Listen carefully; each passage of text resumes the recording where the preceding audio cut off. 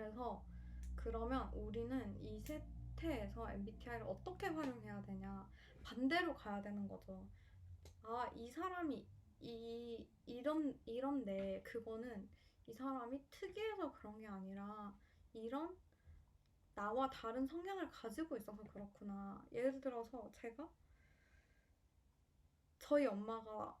저희 어머니께서 이제 F가 되게 높으신 성향인데 제가 이제 정말 불변의 그 MBTI 검사를 아무리 하든 헥사코 테스트의 모든 파트가 다 점수가 높게 나오는 파트가 있는데 이제 그게 T예요. 제가 이제 뭐지? 이모셔널리티 점수가 이제 2.28, 그냥 거의 감정이 없는 제 수준인데 그 하위 10% 아래 바가 밑에 있는데 저희 엄마가 이제 F시고 제 주변에 있는 친구들이 다 F예요. 그러니까 제가 친구들한테서 특이하다는 얘기를 많이 들었다고 했잖아요. 근데 그게 이제 나중에 밝혀진 거죠. 아, 그러니까 내가 특이한 게 아니라 친구들이랑 나랑 성향이 달랐구나. 그래서 그랬던 거구나. 그리고 심지어 다 NF예요. 저는 ST잖아요. 그리고 그러니까 생각하는 방식이 다 달랐던 거예요. 제가 N 성향이 있는 S긴 한데 제가 INTJ잖아요. N 성향으로 본다고 하면. 근데 INTJ가 논리성을 되게 중요시하기 때문에 N이지만 이런 질문 되게 싫어해요. 막 내 기타가 갑자기 젤리가 된다면? 이런 질문 있잖아요.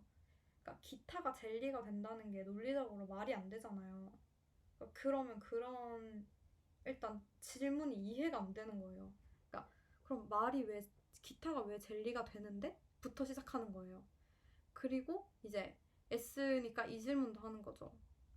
그런 게 현실적으로 일어나지도 않는데 이런 질문을 왜 해? 약간 이거를 질문하고 내가 대답을 한다고 해서 너가 얻는 게 뭐야? 그러니까 이런 생각이 드는 거예요. 근데 제 친구들 이런 질문 너무 좋아하는 거야. 맨날 진짜 하루 종일 해요, 이런 질문을. 저 너무 스트레스 받는 거예요. 근데 걔네 진짜 대답할 때까지 해요. 진짜 옆에서 막 갑자기 이거 얘기하면 안 되겠다. 실명 거론하면 안 되죠. 막, 막 500억 있는 막 엄청 뭐 어떤 사람이 너한테 사귀자고 한다면? 막 이런 질문 있잖아요. 이런 거를 하루 종일 해요. 하루 종일 하고 그거 있잖아요. 한라산에서 트월킹 추면서 내려오기, 어디서 비료포대 하면서 내려오기, 이런 질문을 들으면 약간 왜 얘네는 이게 사람이 생각이라는 걸 하는데 엄청 많은 에너지를 쓰거든요. 뇌에서 사람 전체 에너지 20%를 쓰는 거 아시죠? 근데 왜 이 에너지를 얘네는 저는 이게 진짜 그러니까 막 한심하다 약간 이런 거에 절대 아니라 정말 궁금한 거예요. 왜 얘네는 이 소중한 에너지를 여기에 쓸까? 정말 궁금하다. 왜 궁금하지? 이게 왜 재밌을까? 약간 이런 거죠. 그랬었는데, 저희 엄마 맨날 하는 말이, 너는 엄마를 사랑하지 않는다. 제가, 저는 아니다, 엄마. 나는 이렇게 하니까 나는 이렇게 해서 엄마를 사랑하는 거다. 이렇게 하면, 아니래요. 그냥 엄마를 사랑하지 않는 거래요. 그래서 전 또 똑같이 얘기를 해요. 아니, 엄마, 내가 방금 얘기했지 않냐? 내가 엄마를 사랑하는 그 증거를 나열했지 않냐? 근데 그 말이 안 들리는 거예요, 저희 엄마한테는. 그러면은 우리는 지금 대화를 하고 있는데 제 입장에서는 상대방이 제 말을 듣고 있질 않는 거예요. 나는 분명히 그 이유를 나열을 했고 이해를 시켰다고 생각을 했고, 만약에 그 이유가 타당하지 않다면 상대방 쪽에서 그 이유가 타당하지 않은 이유를 얘기를 해줘야 되는데 그 이유도 얘기하지 않아? 근데 그냥 아니래. 그럼 저는 할 말이 없는 거예요. 근데 제 주변에는 이런 사람들로만 다 가득 차 있는 거예요. 그러니까 저희 아버지랑 저희 동생 제외하고. 제 주변에는 다 이제 NT들이 많았고, NF들이 많았고, 그래서 이제 나가면은 항상 저한테 소시오패스냐, 너 소시오패스 검사해봐라, 라고까지 얘기를 하고, 이게 약간 한두 군데가 아니라 여러 군데에서 들으니까 진짜 내가 소시오패스인가? 아니면 나르시시스트, 그니까 소시오패스는 사실 그 윤리적인 의식이 없거든요. 그래서 소시오패스랑 나르시시스트의 엄청 큰 차이가 뭐냐면 약간 그 윤리적인 범법 행위를 하느냐 안 하느냐의 차이에도 있는 것 같아요. 그러니까 좀 약간 단호한 표현을 쓰기에는 저는 이제 심리학을 공부한 사람이 아니니까. 근데 저는 이제 그런 윤리적인 부분에 있어서도 되게 약간 엄청 중요하게 생각하기 때문에 그러니까 소시오패스는 아닌 것 같고 나르시시스트인가? 약간 이렇게 생각을 했었어요. 근데 또 나르시시스트의 특징들을 보면 또 그건 아닌 것 같거든요. 막 그렇게 막 사람을 제 이득을 위해서 이용하고 그러지는 않아요. 그럴 사실 생각도 없고 그렇게까지 저희 이득이 되는 사람이 없었거든요. 저희 인생에. 그래서 약간 그런 고민을 근데 사실 하게 됐었어요. 그러니까 실제로 해본 적도 있고 소시오패스 테스트를. 근데 약간 그런 거를 이용하는데 MBTI를 사용해야지 어떤 사람을 단정짓고 폄하하고 판단 내리는데 MBTI를 사용하는 것은 저는 되게 그렇게 되면 되게 편협할 수 있다라는 생각을 해요.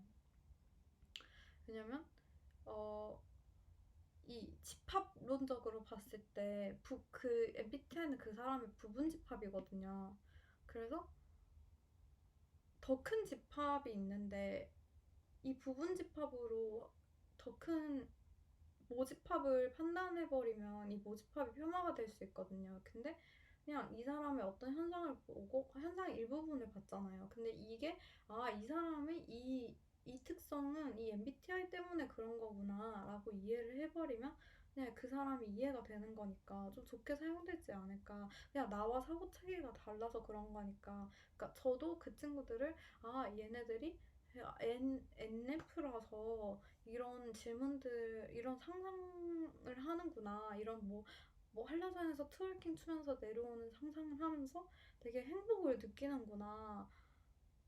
그냥 제가 뭐 어떤 어려운 수학 문제를 풀어서 그러니까 답이 딱 나왔을 때의 그런 쾌감을 얘네는 그런 한라산에서 트월킹 추면서 내려오는 거랑 비료포대로 썰매 타면서 내려오는 거 중에 비교했을 때 그 답을 들었을 때 느끼는구나. 그러니까 이렇게 이해를 해버리면 좀 더 평화로운 사회가 되지 않을까 이런 생각이 들더라고요. 그래서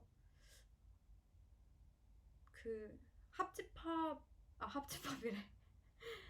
그 모집합을 판단하는데 부분집합을 사용하는 그런 멍청한 오류를 범하고 있는 이 행태들이 굉장히 많이 보이는데 이 사회에서 그 본인이 멍청한 지금 행동을 하고 있다는 거를 어서 하루빨리 속히 깨달으시고 이제 좀 현실로 돌아와서 좀 논리적인 사고를 하셨으면 좋겠다. 라는 감히 그런 말씀을 드리고요. 그래서 이게 내가 만약에 나는 편견을 좀 잘 가지는 사람이다. 내 성향이. 그러면은 저는 MBTI에 대한 심층 분석 컨텐츠를 많이 보시는 걸 추천을 해요. 그래야지 저는 사람에 대한 편견을 많이 안 가지게 되는 것 같거든요. 근데 내가 이거에 대해서 잘 알지도 못하는데 나는 편견을 잘 가지는 사람이면 어, 정말 어줍지 않은 편견을 가지게 되는 것 같아요. 이 사람 뭐 MBTI가 뭐네? 그러면 뭐 얘 뭐 로봇이네? 약간 싸가지 없게 말하겠네? 약간 이렇게 되는 거 있잖아요. MBTI로 사람을 뽑게 되는 이런 말도 안 되는 현상 있잖아요. 이런 현상들이 저는 알지도 못하는 그런 알지도 못하면서 편견을 가지게 되는 그런 세태 때문에 나오는 거라고 생각하거든요. 그래서 뭔가 내가 편견을 가질 거라면 거기에 대한 충분한 이해를 하려는 노력쯤은 좀 하셨으면 좋겠다 라는 생각을 가지게 되었어요. 그리고 이런 거 있잖아요. 혈액형 믿으시는 분들 있잖아요. 저는 절대 믿지 않지만, 네. 혈액형을 믿으시는 분들을 가만히 지켜보면 어떻게 그분이 믿게 되냐면 자기가 생각한 그 혈액형의 특징을 가지고 있지 않은 분들은 그냥 예외라고 다 쳐버려요. 근데 사실 그 예외라고 친 경우가 더 많을 수도 있거든요. 근데 그건 예외라서 자기가 넘겨버렸으니까 카운트를 하지 않아요. 그리고 맞는 거는 봐봐. 맞았지? 약간 이렇게 되니까 더 공고해지는 거예요. 이 땅을 더 붙여요. 근데 예외는 그냥 넘겨버려요. 그러면 뭐 맞는 것만 생각하니까 당연히 이건 맞을 수밖에 없잖아요. 어? 예외가 나는 A형은 소심하다고 생각했는데 안 소심한 사람이 있네? 그러면 이것도 일단 한번 엑스트라 케이스에 넣고 지금 내 데이터베이스 이만큼 넓혔어. 일단 엑스트라 케이스 카운트 1 됐어. 그러면 지금 맞는 거 3, 틀린 거 1이야. 이렇게 해놓고 그 다음 케이스가 또 들어올 때 보고 얘도 틀렸네? 그럼 지금 3대 2야? 또 들어올 때 보고 이렇게 해서 카운트를 했을 때 최종 카운트가 몇 대 몇인지를 보고 내가 총 100명을 만나봤는데 60대 40이야. 그래서 이건 60%의 신뢰성이 있어. 혈액형이라는 건. 이렇게 지금 산출이 된 게 아니라 일단 내가 지금 일단 한 명 혈액형이라는 그런 논리가 있는데 일단 논리가 있어. 검증은 되지 않았지만 이 논리가 있는데 왠지 모르게 맞을 것 같아 라는 생각을 하고 이 논리를 내 마음속에 정립을 해놨는데 일단 처음 들어왔는데 맞았어. 일단 맞네? 맞았어. 일단 100% 맞았어. 얘는 예외야. 얘 일단 제껴. 그 다음 맞았어. 더 맞춰. 얘를 더 높여. 그 다음 예외 들어왔어. 예외 제껴. 이런 식으로 해놓으니까 얘가 맞을 수밖에 없는 거예요. 그래서 그래서 제가 봤을 때 이런 유사과학, 그러니까 유사과학이라고 할 수도 없어요. 여기 과학이 뭐가 있어요? 뭐 혈액형이라는 거? 혈액형은 의학이죠. 의학에 속하는 분야죠. 혈액형이라는 용어만 과학이에요. 거기서 뭐가 과학이 있어요? 그 유사과학이라고 할 수도 없어. 아무튼 그런 혈액형의 그런 제가 갑자기 혈액형 얘기가 왜 나왔지?